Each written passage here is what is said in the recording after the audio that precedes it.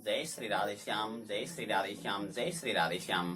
आयुर्वेद भजन तथा अध्ययन चैनल में हम आप लोगों का हार्दिक स्वागत करते हैं और हम अभी केवल भागवत अध्ययन नाम के फेसबुक आईडी से श्रीमद् भागवत का अध्ययन कर रहे हैं। और अध्ययन करने के बाद में, शब्दार्थ अध्ययन करने के बाद में वहां विद्यार्थियों ने पूछा कि गुरुजी जब हम अध्ययन करते हैं तो अध्ययन करने के बाद में कथा कैसे करनी है, ये बताइए। कह करके उन्होंने कहा तो कथा कैसे करनी है, इसके लिए हम वीडियो बना करके लेके आए। और मैं एक निवेदन करता हूं सभी से कि केवल इस वीडियो को देख करके कोई भी कथा कहना प्रारंभ न करें, कोई भी कथा वक्ता न बने। पहले श्रीमद् भागवत जी का पाठ तैयार करें, उसके बाद में शब्दार्थ तैयार करें।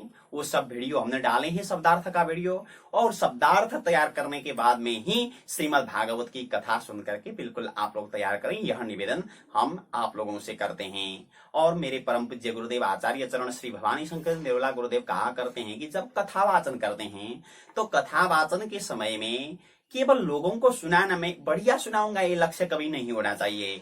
मैं भक्ति में कितना डूबता हूँ ये विचार करना चाहिए वक्ताओं को। हमारे गुरुदेव जब मिलते हैं तब यही आज्ञा करते हैं। और एक बात ध्यान दें, जब हम दृष्टांत देते हैं, दृष्टांत में लोग जब प्रवेश करते हैं तो फिर वापस आना भूल जाते हैं। भागवत में दृष्टांत से ही उधर के उधर ही खो जाते हैं। भागवत का प्रसंग कहाँ पहुंच गया पता नहीं चलता लोगों को। तो कम से कम आप दृष्टांत देते हैं, दृष्टांत दीजिए, क्योंकि दृष्टांत कुशला धीरा ये लिखा हुआ है भागवत में। दृष्टांत दे सकते हैं लेकिन दृष्टांत से ही नहीं खोना चाहिए। दृष्टांत देने के बाद में फिर वापस भागवत में आना चाहिए, ये बात और ध्यान रखें। और जब आप भागवत कथा वाचन करते हैं, श्लोक भी उच्चारण करते होंगे, लेकिन जो श्लोकों का आप उच्चारण करते हैं वो पूरा का पूरा ही कंठस्थ करें, ये सभी से निवेदन है। तो आइए कथा कैसे करनी है इसमें हम प्रवेश करते हैं। उससे पहले एक बार भगवान का नाम संकीर्तन लेते हैं, क्योंकि कथा प्रवेश में जब प्रवेश करते हैं तो भगवान के नाम संकीर्तन में अगर डूब गए तो श्रोता के मुख से भी सरस और सरल वाणी निकलेगी, वक्ता के मुख से भी सरस और सरल वाणी निकलेगी। श्रोता भी जो सुनना है वो सुन पाएंगे, वो कुछ लेकर के ही जाएंगे। इसलिए सभी से अनुरोध करते हैं, आइए भगवान नाम में प्रवेश करते हैं। भक्त वत्सल भगवान की, श्री कृष्ण चंद्र भगवान की, राधा सर्वेश्वर भगवान की, श्रीमद् भागवत महापुराण की जय जय श्री राधे श्याम। गोविंद जय जय गोपाल जय जय, गोविंद जय जय गोपाल जय जय, राधा रमण हरि गोविंद जय जय, राधा रमण हरि गोविंद जय जय।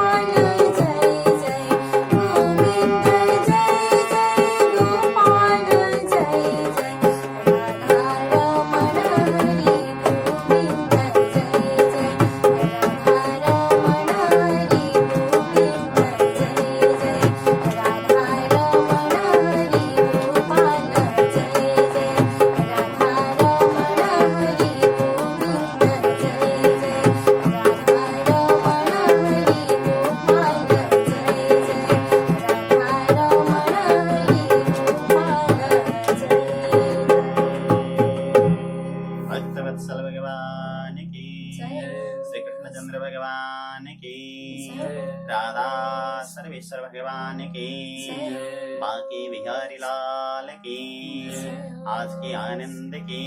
जय। जय जय श्री राधे श्याम, जय जय श्री राधे। कृष्ण तुदीय पद पंकज पंजरान्ते, अद्यैव मे विशतु मानसराजहंसः, प्राणप्रयाण समये कफवातपीतैः, कण्ठावरोधनविधौ स्मरणं कुतस्ते, राधासाध्यं साधनं यस्य राधा, मंत्र राधा मंत्रदात्री च राधा, सर्वं राधा जीवनं तस्य राधा, राधा राधा वाचिकं तस्य शेषम्। श्रीमद्भागवतं पुराणतिलकम् यद् वैष्णवानां धनम्, यस्मिन् पारमहंस्यमेवममलं ज्ञानं परं गीयते, यत्र ज्ञानविरागभक्तिसहितं नैष्कर्म्यमाविष्कृतम्, तच्छृण्वन् प्रपठन् विचारणपरो भक्त्या विमोचेन्नरः।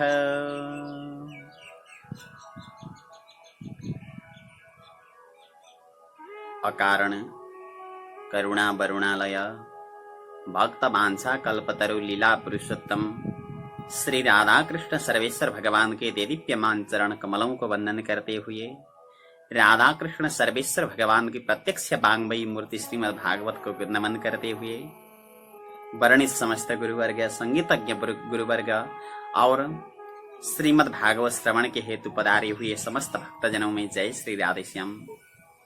भगवान की परम कृपा से हम श्रीमद् भागवत महात्म्य का प्रारंभ कर रहे हैं। सर्वप्रथम महात्म्य में ग्रंथकर्ता लिखते हैं, सच्चिदानंद रूपाय विश्वोत्पत्त्यादि हेतवे तापत्रय विनाशाय श्री कृष्णाय वयं नमः। सबसे पहले भगवान का स्वरूप का निरूपण किया गया है। कहते हैं भगवान का स्वरूप कैसा है? सच्चिदानंद रूपाय। भगवान कैसे? सत्य माने सत्य हैं, त्रिकाल सत्य, पहले भी थे, अभी भी हैं और बाद में भी रहेंगे, इसलिए सत्य। और चित्त माने चैतन्य है, बोले इनका कोई विकार नहीं है। जैसा हमारा शरीर का विकार है, पहले हम छोटे थे, अब युवक हुए हैं और दाढ़ी भी आ गई और दाढ़ी सफेद भी हो जाएगी, हमारा शकल भी अलग होगा और मृत्यु भी होगी। हम में पूरा का पूरा बदलाव है, लेकिन भगवान में कोई बदलाव नहीं है, इसलिए वो चैतन्य है, विकार से रहित है। और आनंद रूपाय माने भगवान का आनंद स्वरूप है। भगवान, क्योंकि जब भगवान का हम चिंतन के लिए बैठते हैं तो बिल्कुल आनंद की अनुभूति होती है। किसी को बिल्कुल आंख बंद करके एक जगह बैठ जाओ कह करके हमने कह दें तो 10 से 15 मिनट बैठना बहुत मुश्किल होता है। लेकिन बड़े बड़े संत महापुरुष जहां पर कोई नहीं पहुंचते हैं, ऐसे गुहाओं के अंदर बैठ करके तपस्या करती हैं, आंख बंद करके 12 घंटे 14 घंटे, कभी कभी समाधि लग जाती है। तो इनको कैसे बैठ पा रहे हैं? क्योंकि उनको वहां आनंद मिल रहा है, इसलिए वो बड़े आनंद से बैठ रहे हैं। तो आनंद रूपाय माने आनंद स्वरूप वाले। तो भगवान ऐसे जो भगवान वो काम क्या करते हैं, तो यहाँ बताया गया विश्वोत्पत्त्यादि हेतवे, विश्व की उत्पत्ति, पालन और संहार करते हैं। और फिर जो शरणागत है, अगर भगवान का शरणागत हुआ तो तापत्रय विनाशाय, तीनों प्रकार के तापों का नाश करते हैं। बोले 3 प्रकार के ताप कौन कौन होते हैं? तो आध्यात्मिक, आदि दैविक और आदि भौतिक है। आध्यात्मिक माने अधि आत्मनि भवति इति स आध्यात्मिक। जो मन में ताप रहता है उसे कहते हैं आध्यात्मिक ताप। मैंने अध्ययन नहीं कर पाया, मेरी पत्नी खराब हुई, मेरी नौकरी नहीं लगी, इतने जैसे ये ताप होते हैं इसे कहते हैं आध्यात्मिक ताप। दूसरा नंबर का होता है आदिदैविक, देवता से जो ताप आता है, अतिवृष्टि, अनावृष्टि, भूकंप इत्यादि, इसे कहते हैं आदिदैविक ताप। और तीसरा नंबर का है आदि भौतिक। आदि भौतिक माने भूत प्राणी से, जैसे सांप, शेर, इनसे जो भय रहता है इसे कहते हैं आदि भौतिक ताप। ऐसे तीनों प्रकार के तापों को नाश करने वाले श्री कृष्णाय वयम नमः। श्रीया राधया सहित कृष्ण इति श्री कृष्ण, राधिका से सहित भगवान श्री कृष्ण का हम नमस्कार करते हैं। कह करके सर्वप्रथम पहले श्लोक में राधा कृष्ण भगवान की वंदना की गई है और द्वितीय श्लोक में इस ग्रंथ के प्रमुख प्रवक्ता श्री शुकदेव जी की वंदना करते हैं। और कथा प्रसंग में प्रवेश करते हुए कह रहे हैं कि एक सूत नाम के पौराणिक मुनि हुए, बड़े विद्वान हुए। इन्होंने 18 पुराण का अध्ययन किया। 18 पुराणों का अध्ययन करने के बाद में इनको लगा कि मैंने 18 पुराणों का अध्ययन तो किया, तो किसी को सुनाना चाहिए, मैं किसको सुनाऊं, ये भावना मन में आई। अब ये 18 पुराणों को सुनाने के लिए निकल पड़े श्रोता ढूंढने के लिए। तो सबसे पहले पहुंच गए एक डॉक्टर साहब के पास में। तो डॉक्टर साहब से जाकर के कहा कि महाराज मैंने 18 पुराण का अध्ययन किया है, मैं सुनाऊंगा, आप बैठो और सुनो। तो डॉक्टर साहब ने पूछा कि महाराज आपके 18 पुराण श्रवण करने में कितने दिन लगते हैं? तो उन्होंने बताया ज्यादा दिन नहीं लगते, केवल 3 साल में होते हैं। तो डॉक्टर साहब ने कहा महाराज अगर मैं एक दिन हॉस्पिटल नहीं गया तो सब बर्बाद हो जाता है, और 3-3 साल आपकी कथा सुन करके मैं बैठूं ये कोई संभव की बात नहीं है महाराज, मैं सुन नहीं पाऊंगा। डॉक्टर साहब ने मना कर दी। तो फिर उसके बाद में पहुंच गए किसान के पास में। किसान के पास में जाकर के सूत जी ने कहा, अरे किसान जी बड़ी खुशी की बात मैं आपको सुना रहा हूं, मैं आपको 18 पुराणों को सुनाने के लिए आया हूं, आप कृपा करके बैठ जाओ और बड़े आनंद से पुराणों का श्रवण करो, कोई दक्षिणा भी देनी नहीं पड़ेगी, आप मेरे 18 पुराणों को श्रवण करो। तो किसान ने पूछा महाराज समय कितना लगता है? तो उन्होंने उन्होंने बताया कि वो 3 साल लगेंगे। तो किसान ने कहा महाराज अगर 3 साल तक मैं अगर हल न चलाऊं तो मेरे सारे परिवार भूखे मर जाएंगे, संभव नहीं है। तो ये पहुंच गए विद्यार्थी के पास में। इनको लगा कि विद्यार्थी बहुत मेहनती होते हैं, ये सुनते भी होंगे, चलते हैं। तो पहुंच गए एक विद्यार्थी के पास में और विद्यार्थी से जाकर के पूछा, अरे बेटा मेरा 18 पुराण का श्रवण करो। तो विद्यार्थी ने पूछा कि महाराज कितने समय लगते हैं? तो उन्होंने बताया 3 साल लगते हैं। तो अभी मैं 7 में पढ़ रहा हूँ महाराज, जब तक आपकी कथा सुनूंगा तब तक तो मैं 10 में जाऊंगा, मैं बिल्कुल सुनने वाला नहीं, मेरा समय नहीं है, कह करके विद्यार्थी ने बताया। तो इनको बड़ी चिंता हुई, मैंने पूरा अध्ययन किया 18 पुराणों का, लेकिन करने के बाद में कोई श्रोता मिल नहीं रहे। मैंने जीवन में कुछ अध्ययन किया लेकिन उसका सदुपयोग नहीं हो रहा है, तो मुझे चिंता अवश्य लगेगी। तो मेरे मन में ऐसी चिंता आई, इनके मन में ऐसी चिंता आई, तो विचार करने लगे कि मेरे 18 पुराण कौन श्रवण करेंगे। तो इनको पता चल गया एक नैमिषारण्य नाम का पावन तीर्थ है, उस तीर्थ में 88,000 महापुरुष भगवान की तपस्या करके विराजमान रहते हैं। इनको कोई हॉस्पिटल जाना भी नहीं, इनको हल चलाना भी नहीं, इनको स्कूल जाना भी नहीं, जरूर मेरी कथा श्रवण करेंगे। ऐसा विचार करके अब तो वहां से चल पड़े नैमिषारण्य क्षेत्र की ओर। जब पहुंचे नैमिषारण्य क्षेत्र में तो नैमिषारण्य क्षेत्र में शौनक आदि 88,000 महापुरुष बड़े आनंद से यज्ञ करते हुए विराजमान होते थे। तो जब सूत जी को देखा, शौनक आदि मुनियों ने सभी खड़े होकर के स्वागत किए और सूत जी को ले जाके उच्च आसन पर विराजमान कराए और विराजमान कराने का बाद में पूजन किया। और पूजन करने के बाद में शौनक ऋषि प्रश्न करते हैं, अज्ञान ध्वांत विध्वंस कोटि सूर्य समप्रभ श्रुताख्यायि कथा सारम मम कर्णिरसायनम। प्रभु अज्ञान ध्वांत विध्वंस कोटि सूर्य समप्रभ, हमारे अज्ञान रूपी अंधकार को नाश करने के लिए आपके साथ में करोड़ों सूरज के समान ज्ञान है। तो आप कृपा करके वो ज्ञान आप देने की कृपा करो, आप हमें वो ज्ञान प्रदान करो। और एक बात, इस कलयुग में जो वैष्णव होते हैं वो माया और मोह पर कैसे विजय कर पाते हैं, ये भी बात हमें बताइए। और गुरुदेव, हम तो बिल्कुल आपके शरण में आए हैं, क्योंकि गुरुदेव के शरण में जाने का एक ही कारण होता है, चिंतामणि लोक सुखम सूर्यद्रु स्वर्ग संपदम प्रयच्छति गुरु प्रीतो वैकुंठम योगी दुर्लभम। चिंतामणि नाम की एक मणि होती है, उस मणि के पास में जाकर के आप कुछ भी मांगो दे देगी। लेकिन संसार में जितने भी चीजें मिलेगी वही चीज दे सकती है, संसार में जो चीज नहीं मिलती वो नहीं दे सकती चिंतामणि की इतनी क्षमता होती है। और एक कल्प वृक्ष होता है, वो स्वर्ग में मिलता है। कल्प वृक्ष के पास में जाकर के आप स्वर्ग तक की संपत्ति जो भी मांगो वो कल्प वृक्ष प्रदान करेगा।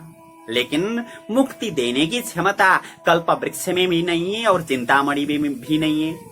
अगर मुक्ति प्राप्त करनी हो तो प्रयच्छति गुरु प्रीतो वैकुंठम योगी दुर्लभम।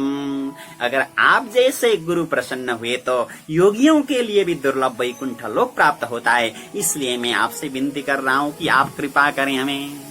तो कहते हैं, देखो मैं कुछ सुना रहा हूँ, आपकी बहुत प्रीति देख करके, आपकी प्रसन्नता देख करके, आपकी भक्ति देख करके मैं कुछ बात बताने के लिए जा रहा हूँ। बोले क्या? मैं आप लोगों को ऐसी बात बताता हूँ, काल व्यालम खग्रास त्रास निर्णास हेतवे श्रीमद् भागवतम शास्त्रम कलौकीरेण भासितम। काल रूपी सर्प के मुंह में जो अंदर जा चुके हैं, ऐसे लोगों को कल्याण करने के लिए कलयुग में एक ही साधन है, वो श्रीमद् भागवतम शास्त्रम। वो श्रीमद् भागवत शास्त्र है और बहुत कल्याणकारी है श्रीमद् भागवत शास्त्र। तो ऐसे श्रीमद् भागवत शास्त्र का हम श्रवण करेंगे तो पूरा का पूरा ज्ञान वहां से हम प्राप्त करेंगे।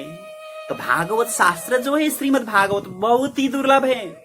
एक समय की बात, एक घटना मैं सुनाता हूँ। वो कहते हैं, जब राजा परीक्षित को कथा सुनाने के लिए सुखदेव जी विराजमान हुए थे तो स्वर्ग से देवता अमृत लेकर के आए और आकर के सुखदेव जी से कहा, महाराज ये जो स्वर्ग का अमृत है आप राजा को पिला दो और जो भागवत रूपी अमृत है वो हमें पिला दो, कह करके कह दिया। तो सुखदेव जी ने कह दिया, अरे तुम लोग का काम तो व्यापार करना ही है, तुम्हारा दिमाग ही व्यापार से भरा हुआ है, ये काम हम बिल्कुल नहीं करते हैं। क्योंकि तुम जो स्वर्ग से लाए हुए जो अमृत है तुम्हारा, ये बिल्कुल शीशे की तरह है और भागवत रूपी अमृत मणि की तरह है। कोई शीशे के साथ में मणि का विनिमय नहीं करता, हम मूर्ख नहीं है, जाओ तुम लोग, कह करके भगा दिया। और सुखदेव जी ने 7 दिन पर्यंत भागवत परीक्षित को सुनाया। सुनाने के बाद में परीक्षित की भी मुक्ति हुई। तो ब्रह्मा जी आश्चर्य में पड़ गए। तो ब्रह्मा जी को लगा कि भागवत में ऐसा जादू क्या है। तो ब्रह्मा जी ने क्या काम किया, ब्रह्मा जी एक तुला लेकर के आए और तुला में तौल किया, भागवत रखे एक स्थान में और दूसरे स्थान में अन्य साधनों को रखा। तो भागवत जो था, भागवत का महत्व तो बहुत ही ज्यादा हुआ। तो उसके बाद में मेनिरे भगवद रूपम शास्त्रम भागवतम कलो। इस कलयुग में भगवान का प्रत्यक्ष स्वरूप माना जाता है श्रीमद् भागवत को। और ये श्रीमद् भागवत नारद जी ने ब्रह्मा जी के मुखारविंद से श्रवण किया था और सप्ताह की विधि से सनकादिक कुमारों से श्रवण किया था और 7 दिन बैठ करके नारद जी ने श्रवण किया था, कह करके सुनाए सुत जी ने। तो सौनक जी बीच में फिर प्रश्न करते हैं, क्या कहते हैं, लोक विग्रह मुक्तस्य नारदस्यास्तिरस्य च विधि श्रवे कुतः प्रीति संयोग कुत्रस्तै सह। नारद जी तो बड़े अस्थिर हैं, एक स्थान पर बैठ भी नहीं सकते। तो नारद जी ने कैसे भागवत श्रवण किया, ये बात हमें बताइए। और सनकादिक कुमारों से कहाँ मुलाकात हुई, ये बात भी हमें बताइए। कह करके प्रश्न पूछते हैं। तो पूछने के बाद में उत्तर देते हुए श्रुत जी कहते हैं, एकदा हि विशालायाम चत्वार ऋषयो मला सत्संगार्थम समायाता तत्रिषुस्तत्र नारदम। एक समय की बात, बद्रीनाथ में, बद्री विशाल में सत्संग करने के लिए सनक, सनंदन, सनातन और सनत कुमार 4 महापुरुष चले गए। देखिए, बहुत समझने की बात है यहाँ। सनकादिक कुमार क्यों गए? सत्संगार्थम, माने सत्संग करने के लिए गए। तो सनकादिक कुमार को भी सत्संग की आवश्यकता है। जो जीवन मुक्त हो चुके हैं, जो जीवन मुक्त हो चुके हैं, जिन्होंने भगवत दर्शन प्राप्त कर चुके हैं, जिनको वैकुंठ कैलाश आने जाने में कोई समस्या नहीं है, ऐसे महापुरुष भी सत्संग के लिए डोल रहे हैं। तो देखिए, हमें, हमारे लिए तो बहुत ही आवश्यकता है सत्संग, बहुत आवश्यक है सत्संग, क्योंकि सत्संग से जीवन बदलता है। सत्संग की महिमा बहुत ही बड़ी है। एक बात हमारे गुरुजी कहा करते थे कि एक बाजार था, उस बाजार में 2 तोते के बच्चे बिक्री के लिए रखे हुए थे। तो तोते के बच्चे लेने के लिए एक पहुंच गया डाकू। डाकू ने एक तोता का बच्चा ले लिया और लेकर के चला गया और अपने घर के सामने पिंजड़े में रख दिया। और एक संत भी पहुंच गए और दूसरा जो बचा हुआ था वो संत ले गए और अपनी कुटिया के सामने में एक पिंजड़े में उसको बंद कर दिया। तो 1 साल की बात लगभग, एक कोई व्यक्ति उसी रास्ते से गुजर रहे थे। सबसे पहले तो आया डाकू का घर, डाकू का महल। तो डाकू के महल के सामने में जो तोते का बच्चा रखा हुआ था, वो क्या कहता है अब 1 साल के बाद में, अरे पकड़ो पकड़ो, मारो मारो मारो मारो, पकड़ो पकड़ो, मारो मारो, ऐसा बोल रहा था। तो डाकू दौड़ते हुए आए, उनको जा करके देखा, पकड़ लिया और पूरा का पूरा देखा, कुछ भी नहीं था, छोड़ दिया। और बड़े आश्चर्य हुए कि तोते के बच्चे में ऐसी आवाज आती है। तो कुछ दूर पहुंचे तो महात्मा की कुटिया आई। महात्मा की कुटिया के सामने भी एक पिंजड़ा था, उसमें भी तोते का बच्चा था। तो वहां जो तोते का बच्चा बैठा हुआ था, वो कहता है, अरे जी राम राम, आओ बैठो, पानी पी करके जाओ, कह करके कह दिया। और भाई बड़े आश्चर्य हुए, देखने में बिल्कुल शक्ल एक ही है। जब मैं आ रहा था तो वहां पर मिला एक तोते का बच्चा, उसने कहा कि पकड़ो पकड़ो, मारो मारो, और ये बोल रहा है कि आओ बैठो और पानी पी करके जाओ। चलो पूछ लेते हैं कौन है। तो चले गए नजदीक में जाकर के उसे पूछा, अरे तेरा जैसा ही शक्ल वाला एक रास्ते में मिल गया था, वो बोल रहा था कि पकड़ो पकड़ो, मारो मारो, और तू बोल रहा है राम राम जी, आओ बैठो पानी पी करके जाओ, बोल रहा है। क्या है तुम दोनों में अंतर क्या है? क्योंकि तुम भी तोते के बच्चे हो, वो भी तोते का बच्चा है, कारण क्या है? तो इसने कहा, महाराज हम केवल तोते के बच्चे ही नहीं है, हम तो भाई भाई हैं, हम सहोदर भाई हैं, हमारी माँ एक ही है। तो और ये आश्चर्यचकित हो गए, एक ही माँ के बच्चों में इतना अंतर। तो ये कहता है, एक श्लोक कहने लग गया, आप तो संस्कृत का एक श्लोक कह दिया इसने तोते के बच्चे ने। वह कहता है, अहम मुनीनां वचनं शृणोमि शृणोति चासौ यवनस्य वाक्यं न मे गुणोऽयं न च तस्य दोषो संसर्गजातो सगुणा भवन्ति। देखो जी, अहम मुनीनां वचनं शृणोमि, मैं तो संतों का वचन रोज श्रवण करता हूँ, ये जो बोलते हैं मैं भी वही बोलता हूँ। और शृणोति चासौ यवनस्य वाक्यम, वो मेरा ही भाई है, लेकिन क्या करें, दुष्ट जो बोलते हैं उनका वचन जो सुनता है वही बोलता है। न मे गुणोयम, ये मेरा कोई गुण नहीं है, और न च तस्य दोषा, उसका कोई दोष भी नहीं है। बोले क्या है फिर ये? संसर्गजा दोष गुणा भवन्ति, ये तो संसर्ग का दोष है। मैंने सत्संग पाया, जो सुना वो बोलता हूं, उसने कुसंग पाया, जो सुना है वो बोलता है। तो कहने का तात्पर्य है तोते के बच्चों में भी इतना अंतर संगत का, तो मनुष्य में क्या नहीं होगा? जरूर होता है, जरूर होता है। तो इसलिए रोज सत्संग ही करें। सत्संग माने अच्छे लोगों के साथ में संगत करना, बुरे लोगों का संगत परित्याग करना। कुसंग माने बुरे लोगों का संगत। देखिए जी, एक बात मैं बताता हूँ, आप जीवन में कभी भजन नहीं करते हो, कभी पूजन नहीं करते हो, आपको कोई इंटरेस्ट नहीं, लेकिन 2 महीने के लिए चले गए वृंदावन में जाकर के बैठ गए और निरंतर कई कई आश्रमों में जाने लगे, तो जब कीर्तन आप देखते हैं, जीवन में आपके मुंह से भगवान का नाम नहीं निकलता था, तो वहां पहुंचने के बाद में आपके मुंह से भगवान का नाम ऐसे ही निकलना प्रारंभ होगा। क्योंकि वो सत्संग सुनते सुनते देखते देखते परिवर्तन आ जाएगा कुछ दिनों में। आप बहुत, मान लो अगर आप बहुत अच्छे आदमी हैं, आप कभी धूम्रपान नहीं करते हैं, लेकिन आपके 4-5 दोस्त जो हैं वो धूम्रपान करते हैं, आप चले गए उनके साथ में, तो अब धूम्रपान वो कर रहे हैं और तुमसे तो भी कहा कि उन्होंने अरे एक बार तो पी ले। हमने कहा कि अरे देख, हम धूम्रपान नहीं करते हैं, हमारे पिताजी भी नहीं करते, हमारे दादाजी भी नहीं करते, हमारे परदादा भी नहीं करते थे, इसलिए हम नहीं करेंगे। तो उन्होंने कहा अरे एक ही बार लेने से क्या होगा, एक बार तो ले ले। तो हमने विचार किया कि सब कह रहे हैं चलो एक बार ले लेते हैं, तो हमने एक बार धूम्रपान किया, तो हमको लगा कि बिल्कुल अच्छा नहीं है, अरे भाई ऐसी चीज क्या पीते हो तुम लोग, छोड़ दो।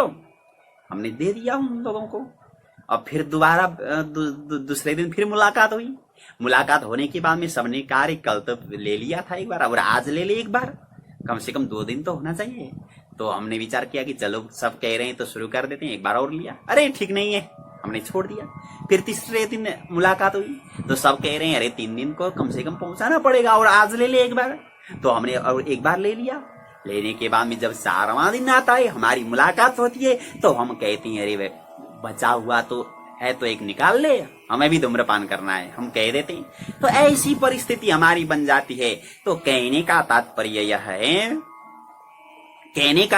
यह है कि सत्संग ही करें जीवन में, क्योंकि बदलाव आता है। हम जैसा संगत करें वैसा ही होगा, कुसंग करेंगे तो वैसा ही जीवन होगा, सत्संग करेंगे तो वैसा ही जीवन होगा। इसलिए कहने का तात्पर्य यह है, सनकादिक कुमार जैसे जो वैकुंठ जाने में जिनको कोई समस्या नहीं, कैलाश जाने में जिनको कोई समस्या नहीं, ऐसे महापुरुष आज बद्रीनाथ आ रहे हैं। बोले क्यों? सत्संगार्थम समायाता, सत्संग करने के लिए आए। और वहां क्या हुआ? ददृशस्तत्र नारदम, वहां नारद जी को देखा। नारद जी को देखने के बाद में अब तो क्या होता है, नारद जी का बिल्कुल शकल ही अलग है, शकल बिल्कुल अलग, बहुत दुखी से दिख रहे हैं। तो सनकादिक कुमारों ने नारद जी से पूछा, महाराज आपका जो मुखारविंद है वो बिल्कुल अलग सा लग रहा है, बहुत दुखी दिख रहे हो, कारण क्या है? संसारिक लोग दुखी हो सकते हैं किसी कारण से, पैसे खो गया दुखी हो सकते हैं, लेकिन आप जैसे फकीर के लिए दुख काय की, किस बात की दुख आपके लिए, कह करके पूछा। तो पूछने के बाद में नारद जी कहते, देखो मेरी कथा बहुत लंबी है, मैं सुनाता हूँ आप लोगों को। बोले कौन सी कथा? नारद जी शुरू करते हैं अपनी कथा। नारद जी कह रहे हैं, अहम तो पृथ्वी यातो ज्ञात्वा सर्वोत्तमामिति पुष्करम च प्रयागम च काशीम गोदावरीम तथा। देखिए जी, मैं पृथ्वी को भ्रमण करने के लिए चला गया। कहाँ गया? पुष्कर गया, प्रयाग गया, काशी गया, गोदावरी गया, हरिक्षेत्र, कुरुक्षेत्र, श्रीरंग, सेतुपंदन, सारे तीर्थों में मैंने यात्रा की, परंतु कहीं भी मन को संतोष देने वाली शांति नहीं मिली। शांति कहीं भी नहीं है। पर लोगों की स्थिति क्या हो गई? सत्यम नास्ति, कोई सत्य बोलते ही नहीं। तपस्सौचम, तपस्या नहीं है, पवित्रता नहीं है, दया नहीं है, दान नहीं है, ऐसी स्थिति है लोगों की। और कलियुगी प्राणी और कैसे हुए? तो यहाँ बताते हैं, मंदासु मंद मतयो मंद भाग्यायुपद्रुताः। मंदाः माने 1 नंबर के आलसी हैं कलियुगी प्राणी, बहुत आलस्य करते हैं, 1 नंबर के आलसी हो चुके हैं। और आलसी होने से क्या हुआ? जब हम आलसी होते हैं तो क्या होता है? सुमंदमतयः माने बुद्धि कमजोर हो जाती है, बुद्धि कमजोर हो जाती है। और बुद्धि कमजोर होने के बाद में क्या होगा फिर? मंद भाग्याः माने हमारा भाग्य बहुत मंद होगा, भाग्य कमजोर होगा। भाग्य कमजोर होने के बाद में उपद्रुता, माने हम उपद्रव करेंगे। उपद्रुता शब्द का अर्थ उपद्रव ही होंगे या तो रोगी होंगे, रोगी भी इसका अर्थ होता है। तो ऐसी परिस्थिति है लोगों की। तो मंद आलसी हो गए हम। कैसे आलसी हो गए हम? एक हमारे धर्मानंद स्वामी जी हैं, वो कहा करते थे, एक बढ़िया दृष्टांत, वो दृष्टांत याद आया। एक बहुत बड़ा आम का पेड़ था, आम पके हुए थे और आम के पेड़ के नीचे एक आलसी बैठा हुआ था। एक आलसी बैठा हुआ था और उसके पास में एक महाआलसी सोया हुआ था। एक था आलसी, एक था महाआलसी। थोड़ी देर में हवा चली। हवा चलने के बाद में एक पका हुआ आम का फल वहां से ऊपर से नीचे गिर गया। नीचे गिरने के बाद में जो बैठा हुआ आलसी था उसने सोचा कि किसी ने इस आम को उठा करके वहां नल में ले जा करके इसको धो करके मेरे मुंह में ला करके अगर निचोड़ देता तो मैं बढ़िया तरह से पाता। ये बेचारा आया इसका, क्योंकि वो खड़े होकर के जा करके उसको प्रक्षालन नहीं कर सकता था। ऐसा आलसी था।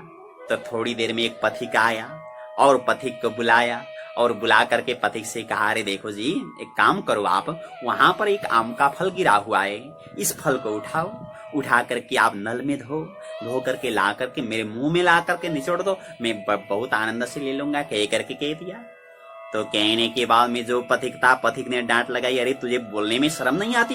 मैं 10 किलोमीटर पैदल चलता हुआ आ रहा हूं और तू गिरा हुआ एक आम का फल नहीं खा सकता उठा करके? कह करके कह दिया कि तू तो एक नंबर का आलसी है, कह करके कहा। तो जो सोया हुआ उसका मित्र था महाआलसी, उसने बोला, महाराज एक नंबर का ही आलसी है। अभी अभी की एक घटना मैं आपको सुनाता हूं। मैं यहाँ सो रहा था, एक कुत्ता उधर से आया, उस कुत्ते ने मेरे मुंह में चाट दिया और चाटने के बाद में ये क्या कहता है, ये चाटने के बाद में ये क्या कहता है, चाटने के बाद में मैंने इसे कहा कि इस कुत्ते को भगा दो, लेकिन इसने भगाया नहीं, कुत्ते को भगाया ही नहीं, कह करके कह रहा था वो सोया हुआ मैं आलसी। तो कहने का तात्पर्य यह है कि ऐसे आलसी हम हो चुके हैं। तो आलसी होने के कारण से क्या हुआ? मंदाह माने आलसी होने के कारण से सुमंदमतयः माने बुद्धि कमजोर हो गई है, बिल्कुल कमजोर। अब देखो, पहले पहले हमारे जो महापुरुष थे, जो ऋषि मुनि थे, पहले कोई पुस्तक की नहीं बनती थी। उस समय गुरुजी बैठते थे, सुनाते थे, शिष्य सुनता था, याद हो जाती थी। लेकिन अब 1000 बार याद करो तभी याद नहीं हो पा रहा है। कारण क्या है? हम आलसी हुए हैं, इसलिए बुद्धि कमजोर हो गई है। सुमंदमतयः, और बुद्धि कमजोर होने से मंद भाग्य भी कमजोर हो गया। भाग्य कमजोर होने के बाद में उपद्रुताः माने उपद्रव करने लगे या तो रोगी हो गए। ऐसी परिस्थिति हमारी हो गई है। तो कलयुगी प्राणी की स्थिति मैंने ये देखी। नारद जी कह रहे हैं, तो मैं चला गया संतों के पास में, क्योंकि संतों के पास में शांति मिलती है, ये सोच करके मैं चला गया। अब क्या हुआ, संतों के पास में पहुंचने के बाद में तो जा करके मैंने देखा प्राय जितने भी संत हैं वो पाखंड निरता संत, पाखंडी हो चुके हैं संत भी। और विरक्ता सपरिग्रह, जिनको विरक्त कहते हैं वो तो संग्रह करते हुए बैठ रहे हैं। ऐसा मैंने देखा। तो हमको लगा कि संतों के पास में कोई शांति नहीं है, गृहस्थों के पास में शायद शांति होगी। तो गृहस्थ के पास में मैं पहुंच गया। तो गृहस्थों को देखा तो गृहस्थों में क्या परिस्थिति है कि दंपति नाम च कल्पकनम, पति पत्नी में रोज लड़ते हैं। ऐसी परिस्थिति मैंने देखा। तो हमको लगा कि ये प्रभु, यहाँ तो कहीं शांति नहीं है। चलो श्रीधाम वृंदावन, जहाँ भगवान श्री कृष्ण का प्रादुर्भाव हुआ था, उस पावन भूमि में जरूर शांति होगी, चला जाऊंगा वहां पर। ऐसा विचार करके मैं चला गया श्रीधाम वृंदावन की ओर। जब पहुंच गया यमुना जी के तट में, यमुना जी के तट में मैं जब पहुंचा तो वहां पर एक युवती बैठी हुई थी, वो बड़ी दुखी थी। उनके पास में 2 वृद्ध पुरुष सोए हुए थे और उन युवती को सैकड़ों युवती सेवा करती हुई वहां पर विराजमान हुई थी। तो हमने देखा कि एक क्या आश्चर्य है। हम वहां से कुछ आगे जा ही रहे थे तो जो ये एक युवती थी, उन्होंने कहा, वो क्या कहती है, भो भो साधो क्षणम तिष्ठ मच्चिंतामपि नाशय दर्शनम तव लोकस्य सर्वथा घरम परम। हे महाराज, हे साधु महाराज, थोड़ी देर आप रुक जाओ।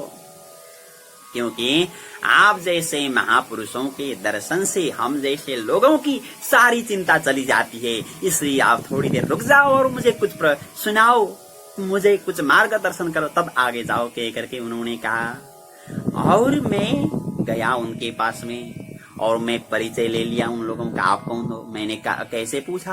काशितम का विमौचेमा नार्य का पद्मलोचना बद देवी सविस्तारम स्वस्य दुखस्य कारणम। तुम कौन हो? कौन हो? और ये दो सोए हुए वृद्ध पुरुष कौन हैं? और ये नारियां कौन है? मैंने पूछा तो कहती है अपना परिचय देती हुई, अहम भक्ति रीति ख्याता इमौ में तनयौ मतौ ज्ञान वैराग्य नामानौ काल योगे न जर्जरौ। अहम भक्ति, मेरा नाम भक्ति है, और इमौ में तनयौ मतौ, ये मेरे दो बेटे हैं जो वृद्ध हैं, वो बेटे हैं। और ये जो बैठी हुई है ये सब गंगा आदि नदी मेरी सेवा के लिए बैठी हुई है। हम आश्चर्य हुए, अरे क्या कह रही हो? तुम हो युवती और ये तो बेटे वृद्ध, क्या कैसे हो गया?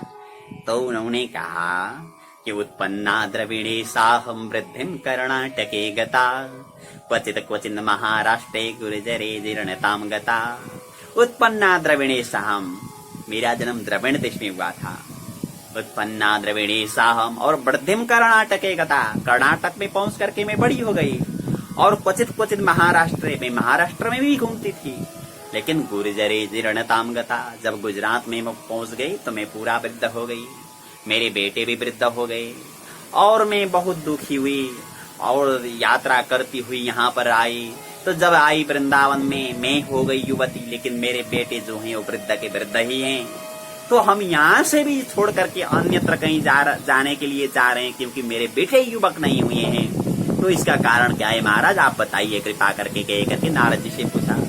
तो नारद जी कहते हैं, देखो भक्ति माता, नारद जी कहते हैं देखो भक्ति माता, मैं ध्यान लगा करके देखूंगा, कह करके नारद जी ने कहा।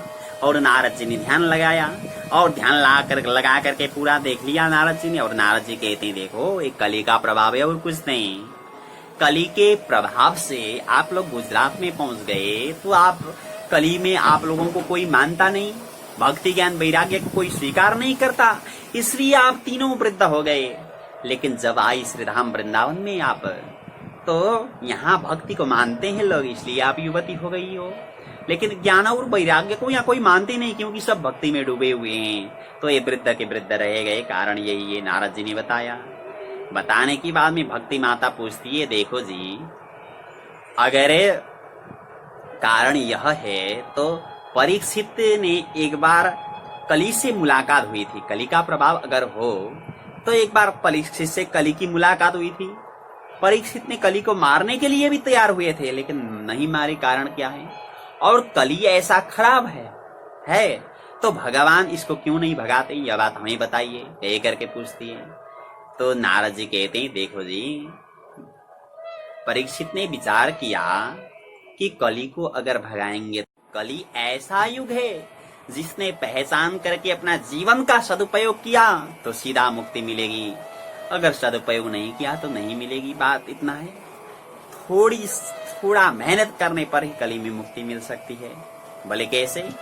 तो बताते हैं, यत् फलम नास्ति तपसा न योगेन समाधिना तद फलम लभते सम्यक कलौ केशव कीर्तनात्। अन्य युगों में हजारों साल तक बैठ करके तपस्या करने से जो फल प्राप्त नहीं होता था, वो फल कलयुग में थोड़ी देर बैठ करके बड़े आनंद से भगवान को स्मरण करते हुए, भगवान की याद करते हुए अगर भगवान नाम का संकीर्तन करें तो उसे मुक्ति मिलती है, उसे मुक्ति मिलती है। इसलिए कलयुग में नाम संकीर्तन का महत्व बहुत ही ज्यादा है, बहुत ही ज्यादा है। बताते हैं, चक्रम चक्री वज्रमादाय वज्री दंडम दंडी पाशमादाय पाशी धावन्तीव अग्रत पृष्ठतश्च राधा राधा वादिनो रक्षणाय। चक्र लेकर के भगवान विष्णु उसकी रक्षा करने के लिए चलते हैं, वज्र लेकर के इंद्र उसकी रक्षा करने के लिए चलते हैं, त्रिशूल लेकर के शंकर जी उसकी रक्षा करने के लिए चलते हैं और पास लेकर के वरुण उसकी रक्षा करने के लिए चलती। बोले किसके? राधा राधा बादिनो रक्षणाय, जिनके मुख से निरंतर राधा नाम की आवाज निकलती है, जो राधा राधा कहते हैं, उनकी रक्षा के लिए चलते हैं। इसलिए कलयुग में भगवान नाम की महिमा बहुत ही बड़ी है, नामोच्चारण की महिमा बहुत ही बड़ी बताई गई है।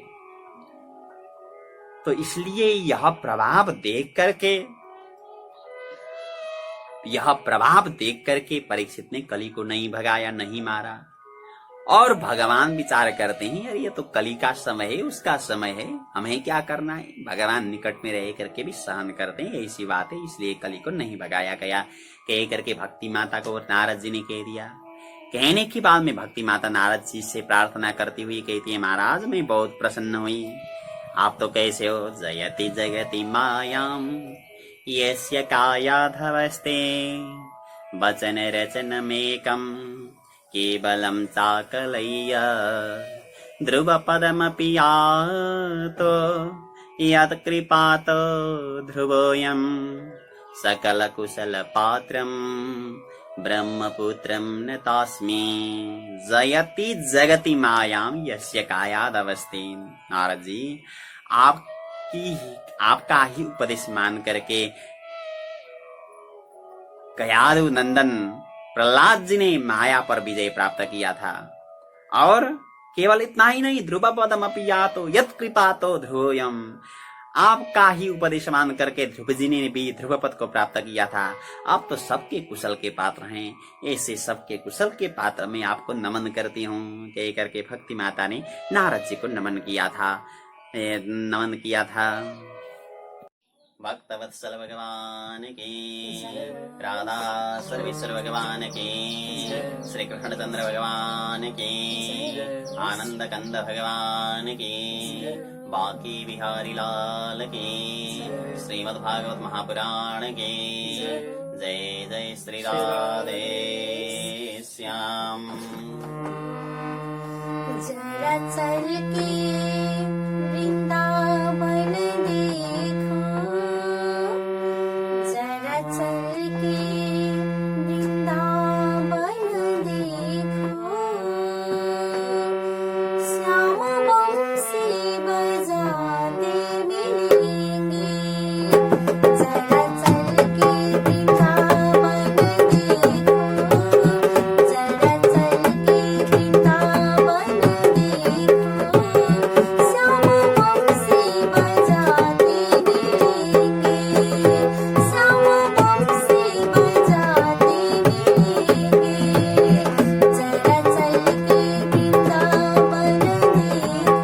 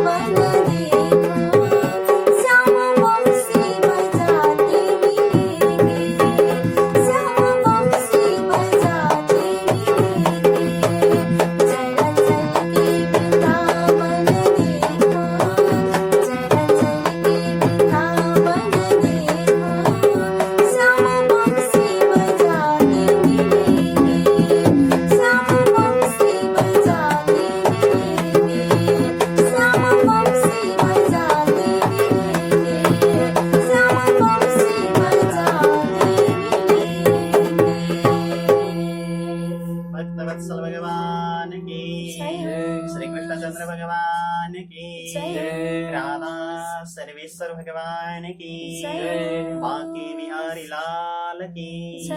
श्रीमद् भागवत महापुराण की जय। आज की आनंद की जय। जय जय जय श्री राधे श्याम जय जय श्री राधे।